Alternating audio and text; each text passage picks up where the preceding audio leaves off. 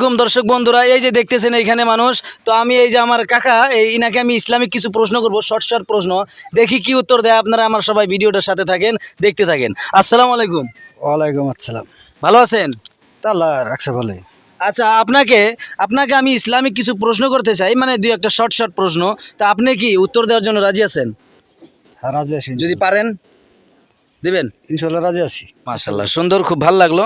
তো তো আপনার জন্য প্রথম প্রশ্ন হইল, আপনারা সবাই বেশি বেশি করে ভিডিওটা শেয়ার করবেন।